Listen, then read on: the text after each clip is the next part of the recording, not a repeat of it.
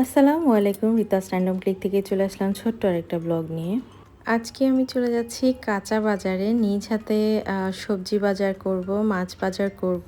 তো অনেকেই আমাকে দেখা হলে বলে যে রিতা বোধহয় একেবারে রাজরানীর মতো বসে বসে খায়, তার এতজন স্টাফ, বাসায়ও হেল্পিং হ্যান্ড আছে, সব কিছু মিলিয়ে রিতা মনে হয় একেবারে পায়ের উপর পা তুলে খায়। আসলে কিন্তু বাস্তবিক চিত্রটা এবং দৈনন্দিন জীবনটা সম্পূর্ণ ভিন্ন। যদিও গত ২০ বছর আমি আমার আম্মুর হাতের রান্না খেয়েছি, আম্মু বাজার করতো, সব কিছু আম্মুই করতো। কিন্তু এখন যেহেতু নিজের সংসার হয়েছে, তাই সব কিছু আসলে নিজের হাতেই করা হয়, রান্নাটাও করা হয়, এখন বাজারটাও নিজে করা হয়। যখন আসলে মাঝে মাঝে আমি পেরে উঠি না, তখন হয়তো আমার স্টাফদেরকে দিয়ে করাই, কিন্তু ম্যাক্সিমাম টাইমে আসলে আমি আমার কাজগুলো নিজেই করি। সকাল থেকে আসলে শুরু করতে হয় নিজের কাজগুলো গোছাতে। সকালটা শুরু হয় বাচ্চাদের স্কুল, টিফিন সব কিছু মিলিয়ে বাচ্চাদেরকে নিয়ে শুরু হয় সকালবেলাটা। এরপরে আসলে রান্নাবান্নার যে পার্টটা থাকে সেটা শেষ করি। এরপরে আমার যে ব্যাংকিং কাজগুলো থাকে সেগুলো শেষ করি। এরপর আমার অ্যাকাউন্টসের কাজগুলো শেষ করি এবং দৈনন্দিন জীবনের আরও অনেক কাজ যেগুলো আসলে বলে শেষ করা যাবে না। আমাকে অনেকেই মেসেজ দেয় অথবা ফোন করে বলে যে রিতা, আসলে তুমি এতই ব্যস্ত থাকো, কী নিয়ে এত ব্যস্ততা তোমার? আসলে আমি বলবো যে আমার ব্যস্ততা সকাল থেকে শুরু হয়, একেবারে 7:30 থেকে রাত 2টা থেকে 3টা অবধি চলতেই থাকে, একটার পর একটা। যেই কাজগুলোর আসলে লিস্ট দিয়ে আমি শেষ করতে পারবো না। আজকের ভিডিওটা এজন্যই করা যে সবজি বাজার এবং মাছ বাজার থেকে শুরু করে আমার দৈনন্দিন জীবনের বাজারটাও কিন্তু আমার হাতেই করতে হয়। শুধু আমার একার বাজার না, এখানে আমি 4 থেকে 5টা ফ্যামিলির বাজারও আমার নিজে করে দিতে হয়। যেহেতু আমি সংসারের বড়, আত্মীয়-স্বজনেরও একটা ব্যাপার থাকে যেটা আসলে আমি নিজ দায়িত্বে করি। এটা আসলে কেউ আমাকে বলে দিতে হয় না। আলহামদুলিল্লাহ প্রতি মাসে আমি 4 থেকে 5টা পরিবারের বাজারটাও আমার নিজ হাতে করে দিই। যেটা যদিও আমি ব্লগে শেয়ার করা উচিত না আমার। জাস্ট এইজন্যই বলা যে আমাদের আসলে যে দান করাটা সেটা আসলে বছরে একবার না, দানটা প্রত্যেক মাসেও করা যায়।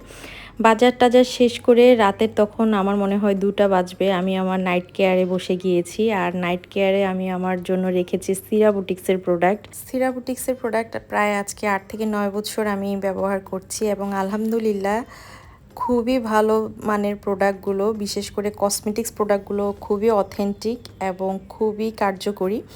তো আজকে আমি চলে এসেছি নতুন করে, ওদের বডি কম্বো এসেছে, বডি ভিআইপি যে চেরি ক্রিমটা, আর হচ্ছে থাইল্যান্ডের খুব পপুলার একটা বডি কম্বো এসেছে, যেটা আমি আর লোভ সামলাতে না পেরে নিয়ে এসেছি।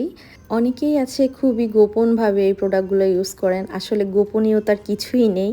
আমরা রেগুলার বেসিসে রোদে যাওয়া হয় এবং প্রচুর কাজ করা হয় মেয়েদের, সেই ক্ষেত্রে এই কম্বোগুলো ইউজ করলে আমাদের যে রোদের সানটান আছে সেগুলো রিমুভ হবে, যার জন্যই আসলে এই কম্বোগুলো ইউজ করা।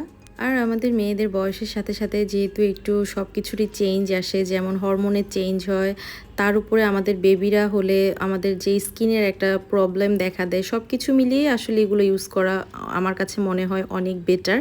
আর যত্ন ছাড়া আসলে কোনো কিছুই ভালো থাকে না, সেটা হোক স্কিন অথবা বডি অথবা অন্য কিছু, যত্ন নিতেই হয়। তো এই বডি ক্রিমটা আমার এত বেশি পছন্দের, যেটা আমি 2টো কম্বোই নিয়ে আসতে বাধ্য হয়েছি।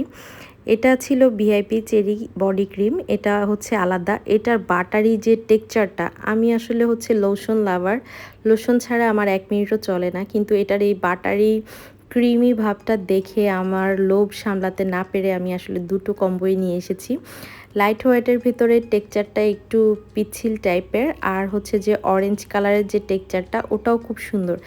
3টা ক্রিমই আমাকে আসলে মুগ্ধ করেছে। থ্যাংক ইউ সিরাবোটিক্স, এত লোভনীয় আর এত সুন্দর সুন্দর প্রোডাক্টগুলো আমাদেরকে সার্ভ করার জন্য।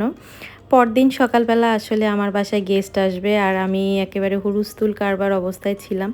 আর প্রথমেই রান্নাঘরে ঢোকার সাথে সাথে মেজাজটা একটু খারাপ ছিল, কিন্তু মেজাজ খারাপের সাথে সাথে দেখলাম যে আসলে সব কিছুই খারাপ হতে থাকে। গেলাম ব্লেন্ডার করতে, রসুন ব্লেন্ডার করব, দেখলাম যে ব্লেন্ডার মেশিনটা নষ্ট হয়ে গিয়েছে। ভাগ্য ভালো যে আরেকটা রিজার্ভে ছিল, তো নতুন ব্লেন্ডারটা আবার নামিয়ে নিলাম আর ব্লেন্ডার করে নিলাম। আজকে আমার বাসায় আসতে যাচ্ছে আমার ভালোবাসার মানুষগুলো, তাই ভালোবাসার মানুষগুলোকে কি খাওয়াবো আসলে সেটা নিয়ে আমি একটু ব্যস্ত ছিলাম। অন্যদিন আসলে মেহমানদারি করতে আমার বা রান্না করতে অত একটা চিন্তা ভাবনা করতে হতো না। যেকোনো সময় আমি অনেক রান্না করে ফেলতে পারতাম। কিন্তু এই ভালোবাসার মানুষগুলোকে আমি কি খাওয়াবো সেটা নিয়ে ভোমরার মতো ঘুরতে, ঘুরতে শেষ পর্যন্ত একটা, একটা করে ২-৩ টা আইটেম আমি করতে পেরেছি। তো এখানে ইলিশ মাছ নিয়ে নিয়েছি, আর ইলিশ মাছটাকে মেরিনেট করার জন্য আমি সবগুলো আইটেম দিয়ে দিচ্ছি। পেঁয়াজ, হলুদ, মরিচ, লবণ সবকিছু আসলে মিক্স আপ করে নিচ্ছিলাম। এখানে দিয়ে দিচ্ছিলাম সরিষা বাটা, জিরা বাটা, যেগুলো আমি আসলে শিলপাটায় করেছি। আর ব্যস্ততা এই জন্যই বলছি যে তারা আমার ভালোবাসার মানুষ, আর সবসময় আমার জন্য এত এত কিছু তারা করে, যেটা আসলে বলে শেষ করা যাবে না তাদের ভালোবাসার জিনিসগুলো। আমি কখন কি খাবো না খাবো, আমি কখন অসুস্থ থাকি, সব সময় খোঁজ খবর থেকে শুরু করে সব কিছু আসলে তারাই করে থাকে। আমার একেবারে রক্তের সাথে এই ভালোবাসার মানুষগুলো মিশে গেছে, যাদের কথা আসলে বলে শেষ করতে পারবো না। আমি একটু অসুস্থ হলেই ওরা অস্থির হয়ে যায়, আর আমাকে কিভাবে তারা ওই অসুস্থতা থেকে বের করে নিয়ে আসবে সেই কাজগুলোই করে। হয়তোবা আমার জন্য প্রতিদিনই কিছু না কিছু রান্না করে নিয়ে আসছে, অথবা আমার পছন্দের জিনিসগুলো নিয়ে আসছে। কয়েকদিন পর পরই প্রিয় খাবারগুলো রান্না করে দাওয়াত করে খাওয়াচ্ছে। মানে ওদের ভালোবাসার কথাগুলো বলে আমি শেষ করতে পারবো না। তো এই মাছটা আমি সরিষা বাটা দিয়ে সব কিছু মেরিনেশন করে খুব সুন্দর করে বসিয়ে দিয়েছি। আর এখানে নিয়ে নিয়েছি পুকুরের বড় পাঙ্গাস মাছ, যেটা দিয়ে আমি নোয়াখালীর বাসায় মরিচ খোলার মতো করব। তো যেহেতু কলা পাতা নেই, তারপরও চেষ্টা করছি একটু মরিচ খোলা স্টাইলে করার জন্য, একটু ঝাল ঝাল করে সব কিছু আসলে মিক্স আপ করে নিচ্ছিলাম আমি। আসলে আমার জীবনে রান্নাবান্না খুবই কম করা হয়েছে, যার কারণে আমার অত এক্সপিরিয়েন্সটা নেই। রেগুলার যে রান্নার আইটেম, যেমন গরুর মাংস, মাছ রান্না করা বা সবজি রান্না করা, রোস্ট করা, এই কয়েকটা আইটেম হয়তো আমার জানা আছে। কিন্তু নিত্য নতুন যে রেসিপিগুলো অথবা ইউনিক কিছু করা, এগুলোর আসলে আমার এখনও হয়ে ওঠেনি, কারণ আমার রান্নাবান্না খুবই কম করা হয়েছে লাইফে।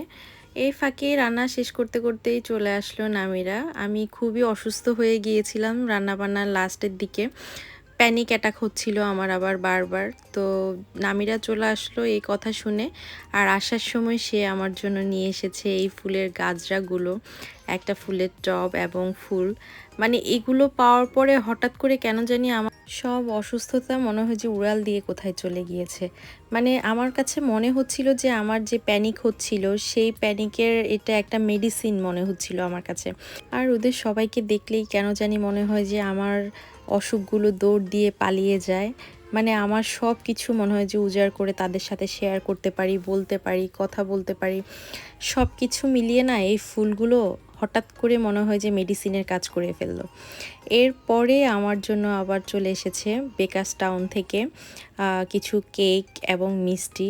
মানে আমি ট্রাই করব চিন্তা করছিলাম ২-১ দিন থেকে মনে মনে, কিন্তু দেখলাম যে হঠাৎ করে আমার সামনে চলে এসেছে কেক এবং মিষ্টি। এটা নিয়ে এসেছে বেকারস টাউনের ওনার আমার জন্য, মিষ্টি এবং কেক, যেটা দুটো পেয়েই আসলে আমি অনেক খুশি হয়েছিলাম। অনেক লোভনীয় লাগছিল মিষ্টিগুলো, আমার কাছে মনে হচ্ছিল যে সাথে সাথে আমি টেস্ট করি। এরপরেই দেখলাম আরেকজন বক্স ভর্তি করে আমার জন্য প্রচুর খাবার দাবার রান্না করে নিয়ে এসেছে। মানে তাদের ভালোবাসার এই জিনিসগুলো দেখলে না চোখে পানি চলে আসে। খুবই মজাদার বিরিয়ানি, এরপরে লতি দিয়ে ইলিশ মাছ রান্না করে নিয়ে এসেছিল, রোস্ট করেছিল, ডিমের কোরমা করেছিল। মানে প্রত্যেকটা জিনিস মনে হয় যে একেবারে মুখে লেগে আছে এখনও, এত টেস্টি ছিল খাবারগুলো। মানে ওই দিন আমি আমার নিজের রান্না করা খাবারগুলো খাইনি, আমি ভাবির হাতের রান্না করা খাবারগুলোই খেয়েছি। আর ওনাদের যে কেক, মিষ্টি এগুলো নিয়ে এসেছিলো ওগুলো খেয়েছি। মানে সব কিছু মিলিয়ে না আমি পুরো সুস্থ হয়ে গিয়েছিলাম। আজকে গত কয়েকদিনের যে অসুস্থতা ছিল, সব কিছু মিলিয়ে আমি সুস্থ হয়ে গিয়েছিলাম। আর আরেকজন ২ রকমের পিঠা এবং চুটকি বানিয়ে নাস্তার আইটেম করে নিয়ে এসেছে। মানে আমার পুরো কোনো কষ্টই হয়নি। আর এই সুন্দরী মেয়েটা তো এটাকে ছাড়া নিঃশ্বাসই চলে না। আমাদের যত পিকচার্স, ভিডিও, টিকটক সব কিছুর বিহাইন্ড দ্য সিন এই যে দেখতে পাচ্ছেন, তার এই পরিশ্রমের ফলটাই হচ্ছে আমাদের আনন্দ।